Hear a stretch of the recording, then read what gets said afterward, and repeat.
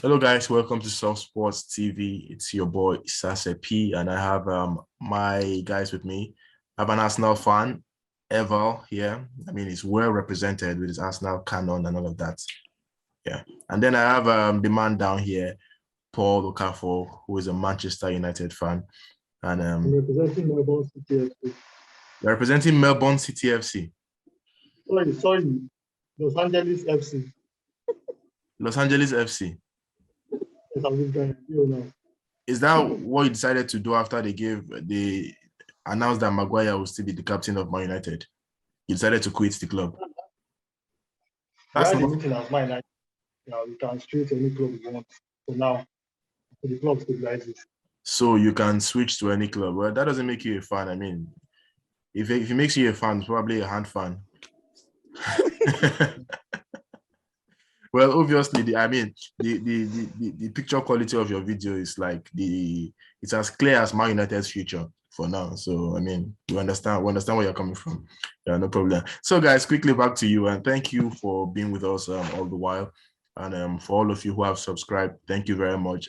And before we start the video, if you haven't subscribed to this channel, come on, it doesn't cost you a thing. I mean, subscribe to this channel, okay? And we've been away for a while. We haven't posted videos for a while, and it's due to some issues, but we're back. And thank you to all of those who reach out to me personally to ask, what's been happening and all of that. But we are back now, and we're back and running. And yeah, it's going to be interesting and fun this time around. So quickly, we're just here to give you some random, sports roundup, talk about football transfers, and some other, interesting gist in football. Nothing too serious. You know how we do it. We just keep it soft right here on Soft Sports TV. So yeah. Sam, let's start with the transfer market. I mean, whenever is the transfer window? Paul, I know you're a Manchester United fan, but you agree with me that when is the transfer season, one club is always in the news, and that's Arsenal. Yeah. Of course. Yeah, they literally link every player to Arsenal. I mean, I think Man United have adopted that style of transfer recently. Really, yeah? Yes, it's a good one. Yeah, obviously, it seems they are trying to, be in the same rank with Arsenal, and that's a good thing. I mean, obviously, you can see the both of you wearing face caps, so I mean, you have some things in common. Okay, now quickly back to this one now. Yeah, transfers. Arsenal, you have signed Gabriel Jesus. How excited are you about that deal? Yeah, well, I think I'm excited because Gabriel Jesus is a very talented football player. He's 25 years of age. That's like at the peak of his career, because Arsenal now, we've been known for signing 19, 20-year-old kids that will come and grow, and sometimes we'll wait forever, for them to get to the level that we want. But for once, we have signed a player who is at his peak, or even yet to get to his peak, but he's at the age where he can actually lead the team. He's 25 years of age. He has won 4 Premier League for Manchester City and a Brazil international. So it's a huge transfer for us now. His quality as well. He's one of those center forward out there that will always be on the neck of every defender. His level, his energy for pressing per 90 minutes is second to none. So I'm excited. Not necessarily because I feel like with Gabriel Jesus we are there yet, but because I think he will add so much to the team. So I am excited to have Gabriel Jesus. We saw the friendly match Arsenal played a few days ago against Nuremberg. He just came from the bench and he showed exactly what we should expect from him. And so I am excited that he has joined us.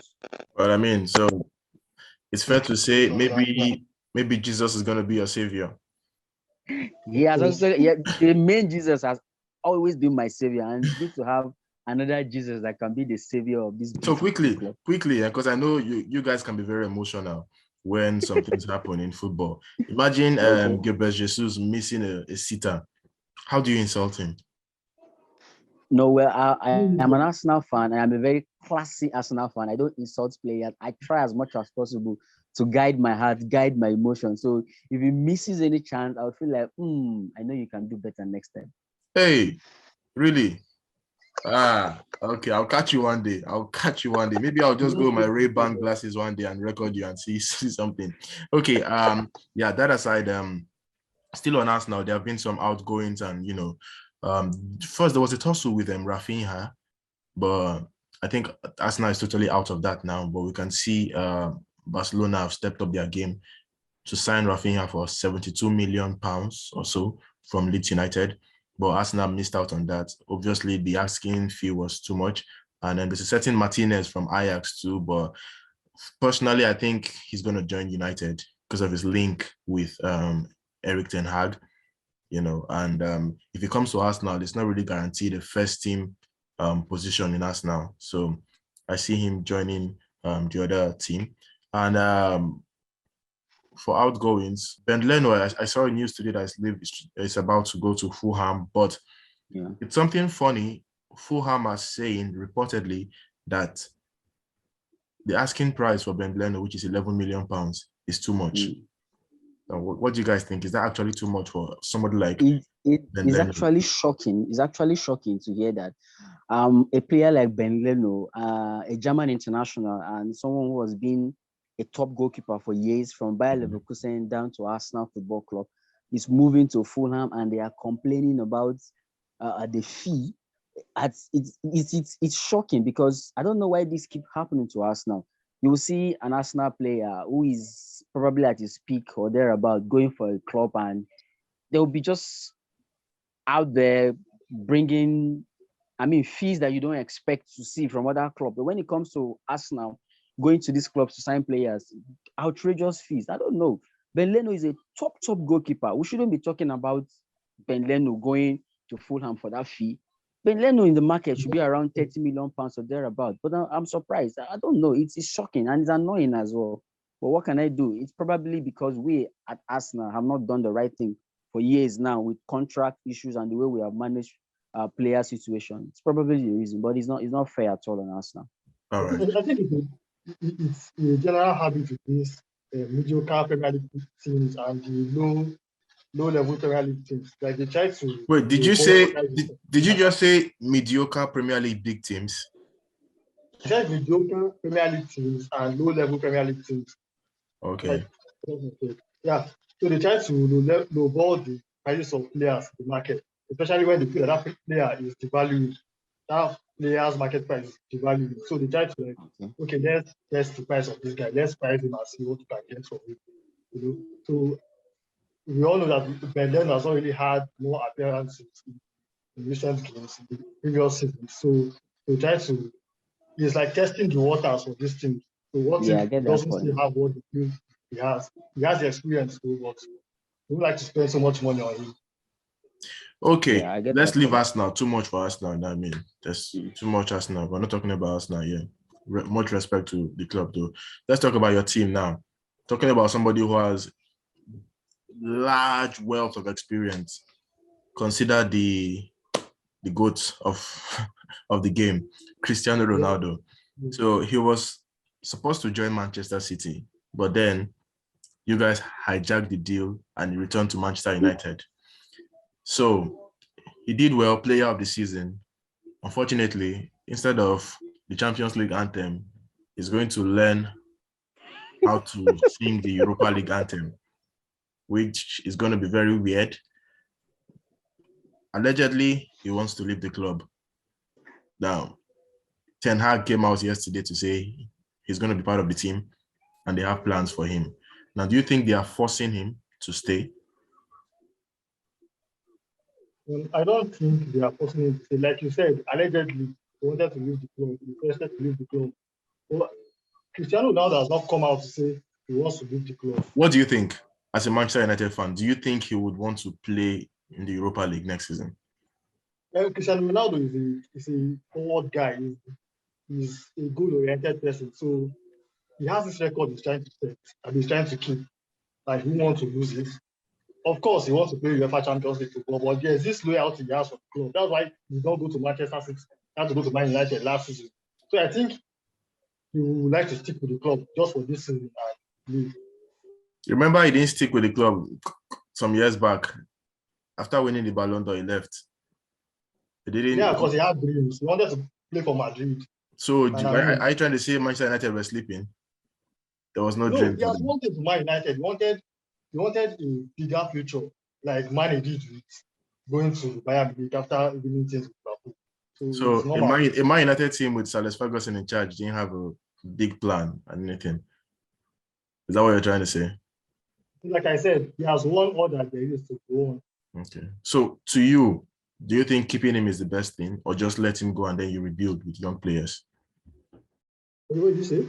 Do you think keeping him is the best thing, or you let him go and then you rebuild with young players? For me, I don't think Cristiano Ronaldo is the best guy for us. I've said that since last season. We need to build our team. I look at AC Milan, I admire what they have done, building up a new system, little by little, step by step, and then they got to win this project. I think that's what you need to do. You need to build up with little players and, of course, some experiences in the team. But Cristiano Ronaldo is he's always the point of attraction in the team. So he kind of outshines other players. So we need a team that can work together. Okay. So if Cristiano Ronaldo leaves, it's for the best. It's for the best if he leaves, yeah? Okay, and if he leaves what if he leaves to Chelsea? Mm-hmm. If he leaves to Chelsea, I wasn't expecting to hear that from a Manchester United fan. Yeah. But it's all good. So what if he leaves to Chelsea? No, it doesn't look good for him to leave to Chelsea. I mean, look at the rival. You can't go to a top 6 club. Not even we would like him to go to a Premier League club, but the top 6 club is But you know what I think? He hasn't scored the Premier League goal at Stamford Bridge. So maybe the best way to score is to join Chelsea. You can join Madrid and probably play Chelsea in Champions League. Yes, that. Okay, now talking about Real Madrid, let's go to Spain now. Quickly. Man, it's crazy what's happening in Barcelona. For me, I don't understand what's happening in Barcelona. They come out 1 minute to say they are broke. The next minute, they are signing players like Raphina for over 70 million, or they are going after Raphina for over 70 million. They are renewing Dembele's contract. I mean, they are just going everywhere for big players, and they don't have. There's Lewandowski as well on the pipeline. So, I mean, there's something I heard. Rumor has it that, Real Madrid, they still have Santiago Bernabeu under reconstruction. So after their huge success last season, they are looking for a place to celebrate their trophy. So since they heard that there's one latest event center in town called Spotify Camp Nou, so maybe they are going there to celebrate, and then Barcelona will get a lot of money from there. Since what did I just hear? As an event center. I wasn't expecting this from you, Sazetu. What's wrong with you, for God's sake? So I don't know if they're trying to. So in essence, what you're saying is that Barcelona Stadium is now civic center. They said it themselves that you can come and do your weddings, birthday party, I mean, Paul, you're still single. Whenever you want to do your engagement or something, you can go to Camp Nou. Very cheap. I mean, it's not even expensive. No, but for real, like when I saw that news, I was like, really? Where Messi used to destroy people, you go there and then you become your wedding. But I still don't understand what's happening. They claim they don't have enough money, but then they are going after big players. Like, I don't know the mathematics behind it. I really don't understand what's happening. Can somebody explain to me what's happening in Barcelona? It's actually difficult to explain that. I think there are a few things we don't know about, because 1 minute you're looking at Barcelona, you're shouting Sapa or Sapa, and the next minute you're seeing them, like a rich man in a party that is just splashing money left, right, and center. You can't be renewing Dembele's contract and attempting to sign Raphina and Lewandowski, and there's still Kunde on the pipeline as well, and you're saying you're poor or you're broke. And so it's confusing. There's a lot we need to know about what's going on. There's a deal they were supposed to sign that will bring huge amount of money to the club, but somehow, all thanks to Perez, who said no, because signing this deal is like selling your birthright or thereabout. They didn't sign that. But yeah, it's a big club. We all have respect for Barcelona, but it's really difficult to really come out to say, okay, this is the case. 1 minute it's like they are broke, the other minute they have money. Una show us the way now. Una show us the way, seriously. Well, okay. Quickly, let's just leave that now. Now, Chelsea and their new owners. Congratulations to them. Their new owner seems to be Yeah, very their active. new owner, And the one that is known for hijacking deals. You should oh, continue. Very soon, you you will see that hijack a man? flop. You see that man? Sabinus. You know, smart move. That man doesn't have any scouts. I don't think Chelsea have any scouts. They just any team, any a big team going for any player, they just go for that player. I like that's just how I see it. You know, any team, any big team going for any big player, they go for that player. So it's a smart move. But there's one significant thing quickly before we wrap up. N'Golo Kante, they're thinking of selling him. What do you think about that? I mean, it's the best time. The best time to sell him. Yes, I think it's the best time to sell him. You Because know, anything he has been getting injured recently more often. Yes, and his value continues to drop. So what club do you think is good enough for Kante? PSG, I would say. PSG. I think I think I agree with Paul. There are two ways to handle issues like this. One is because out of respect for what he has done, you might just want to keep him around for as long as you want, become a legend, become a club captain, whether he plays enough games or not. You just want to have him around because you know he can always do a job when called upon. His experience, he's very humble and all that. You might just want to have him around, not necessarily because of his impact on the field, but generally as a sign of appreciation. I mean, we also have Manchester United handle Ryan Giggs. He stayed for Manchester United all these years, even when he was not at his best anymore and all that. But on the other hand, for business, it's the right time to sell him, like Paul said. He's been having injuries here and there, and at his age, you might never get the old N'Golo Kante. So why not just cash in and let him go? So it's up to them. It's up to them. And like Paul rightly said as well, the right place to go back to France.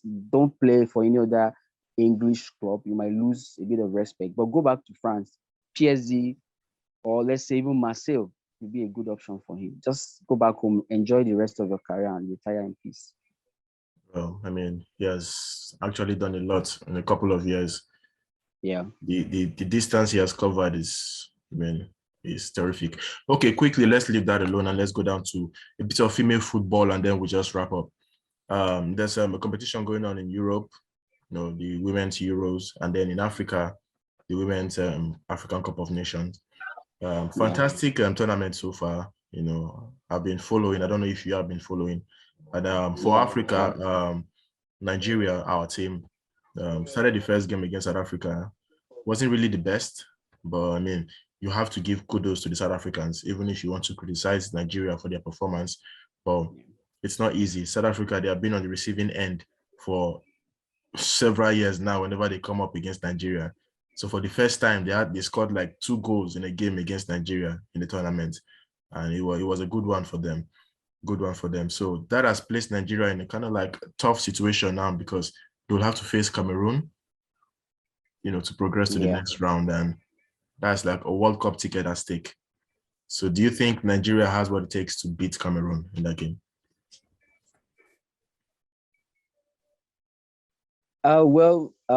This is the Super Falcons we're talking about, the biggest female national team in Africa. Rightly.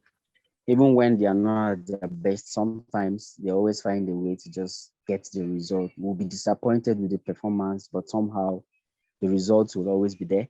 Like you said, against South Africa, we need to appreciate what South Africans are doing. They've always been at the receiving end, but for a very long time now, they've been building. They've kept the same crop of players and the manager for a very long time now. They've been working really hard. They've been exporting talent per se. Most of their local-based players are now playing in Europe and all that, so they are gaining experience. So they are growing. It's a good team, and they play good football as well. So the Super Falcons, on the other hand, is a new manager trying to settle down, trying to get the best out of players. The quality of football in the Super Falcons have actually improved, which is not just down to the Super Falcons. Female football generally has improved. And so it wasn't really a surprise that South Africa defeated Nigeria, but the other 2 games, we've been able to show what we can do. We've qualified, and now it's Cameroon. another rival. It's going to be a tough game. Cameroon are very physical, but I'm not sure they have been that explosive in this tournament. All So right. I will always tip the Super Falcons against Cameroon. Maybe a slight victory this time around, but I see Super Falcons winning and qualifying for the World Cup. Just imagine Nigeria going to that World Cup and facing England.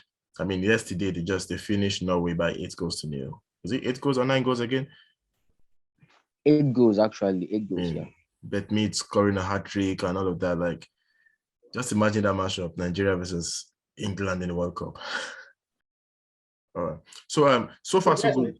Who has been your best Nigerian player in this tournament? Rashida Ajibade. I mean, without thinking twice, she's been something else. She's been really, really good. From the right wing, from the left wing, playing through the middle. She has been really, really outstanding. I mean, I like her a lot. No problem. Okay, guys, we'll stop here, and yeah, it's been a long time we did this, but subsequently we'll have more videos coming out, and hopefully next time your camera, the quality I'll get a nicer phone next time. Before next time. Yeah, and sorry guys, unfortunate I didn't get the chance to react about Cristiano Ronaldo issue. Okay. You don't expect a man that has been singing singing a UEFA Champions League anthem all his life to come and sing Europa League, traveling to countries that he has never been to before. Imagine traveling to all these Moldova, traveling to hi.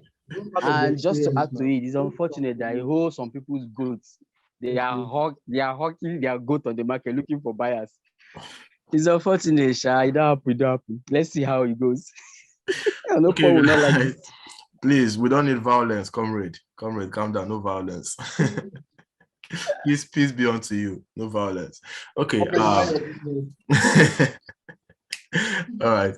Thank you very much, guys, and I hope you enjoyed what we did today. Subscribe to this channel, okay? It's very important for us. It's very, very important, okay? And yeah, I'm trying my best not to let the cat out of the bag, but we have some plans in motion. In the words of the popular comedian Sabinus, there's something huge. Something huge is coming up. Yeah, something huge. Yeah, but something big is coming up, and you'll see more of us more frequently. But please, it's very important. Subscribe, okay? Subscribe to this channel. And turn on the notification button so you'll be the first to see any video and any content we release. And yeah, also be following at the intervals. We'll be doing some quizzes and some little giveaways. I mean, ever Sam is a big boy. He has some cash to spend for some giveaway. Yeah, but yeah, we'll be doing some giveaways at intervals, okay? But it's very important that you follow us on all our social media platforms. We are very active on Twitter and on Instagram and Facebook, and also on YouTube. Like I've said 1,000 times, subscribe to this channel, okay? My name is Sasepi. You can also call me Soft, and I've had Eval here, and I've had Paul Okafor, who has promised to get a new phone. This guy's a big boy. A big boy. Peace out, guys. Peace out. All right, guys. See you guys next time, okay? Manchester United. My United is doing what? We will not rest now because they have managed to score two. I mean, it's preseason now. It's preseason. Man United versus Liverpool. No, this do it in the league. Do it in the league. Era this era is what? New era bounce. Initial gragra. We know these things. No problem. I hope you don't end in a position that sounds like the name of your coach. 10. All right, guys. Thank you very much, guys.